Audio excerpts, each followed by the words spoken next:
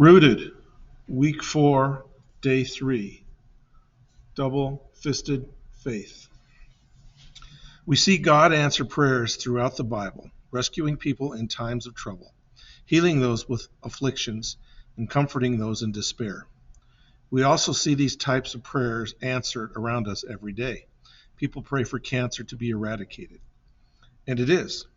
People pray for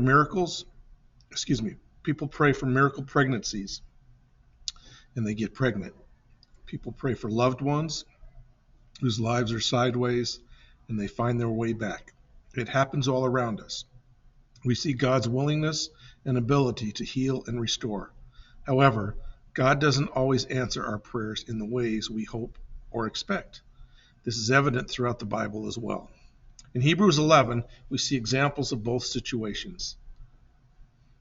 And what more shall I say? I do not have time to tell about Gideon, Barak, Samson, and Jephthah, about David and Samuel and the prophets who through faith conquered kingdoms, administered justice, and gained what was promised, who shut the mouths of lions, quenched the fury of the flames, and escaped the edge of the sword, whose weakness was turned to strength, and who became powerful in battle and routed foreign armies.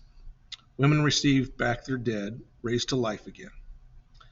There were others who were tortured, refusing to be released so that they might gain an even better resurrection. Some faced jeers and flogging, and even chains and imprisonment. They were put to death by stoning. They were sawed in two. They were killed by the sword. They went about in sheepskins and goatskins, destitute, persecuted, and mistreated. The world was not worthy of them. They wandered in deserts and mountains, living in caves and in holes in the ground. These were all commended for their faith. Yet none of them received what had been promised, since God had planned something better for us, so that only together with us would they be made perfect. Hebrews 11:32 through 40. The first portion of this passage lists men and women of faith who were rescued or delivered from their hardship. The second portion of the paragraph highlights those who suffered tremendously. Both groups of people were giants of the faith. Those whose prayers were answered favorably weren't the holy or spiritual or better liked by God than those who suffered. God loved and adored each person beyond comprehension. So why did he choose to rescue some and allow hardship for others? The fact is, we just don't know.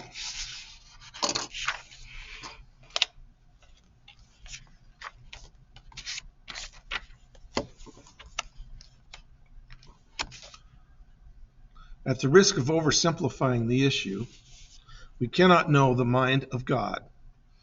It is impossible for us to know his plan for our lives in its entirety or understand why he does the things he does. The last paragraph of the passage from Hebrews 11 is important to remember.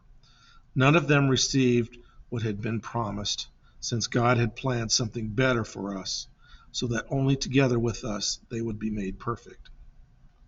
The fullness of the promise of God's kingdom has yet to come. Only when Jesus returns will we experience God's perfection in this world. Until then, we have faith in the sovereignty of our loving Father, who provides for us exactly what we need in his perfect time. In the book of Daniel, Shadrach, Meshach, and Abednego boldly stand firm in their faith and are thrown into the furnace for not bowing down and worshiping King Nebuchadnezzar's golden idol. Nebuchadnezzar said to them, "But if you do not worship it, you will be thrown immediately into a blazing furnace. Then what God will be able to rescue you from my hand?" Shadrach, Meshach, and Abednego replied to him, "King Nebuchadnezzar, we do not need to defend ourselves before you in this matter. If we are thrown into the blazing furnace, the God we serve is able to deliver us from it, and he will deliver us from your majesty's hand. But even if he does not, we want you to know, your majesty, that we will not serve your gods or worship the image of gold you have set up." Daniel 3:14 through 18. Emphasis added. Imagine these three brave men standing before the most powerful man on earth with bold defiance. With one clenched fist, they say, God can rescue us, and we believe he will. In essence, they are saying, King, you think you control this situation? You think our lives are in your hands? You think you hold our ultimate fate?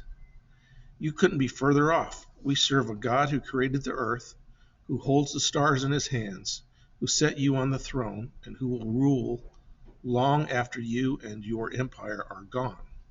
God has this situation well in hand and is more than able to save us from your furnace. Then the second fist comes up, and they say with equal confidence, even if he doesn't save us, we will not serve your gods.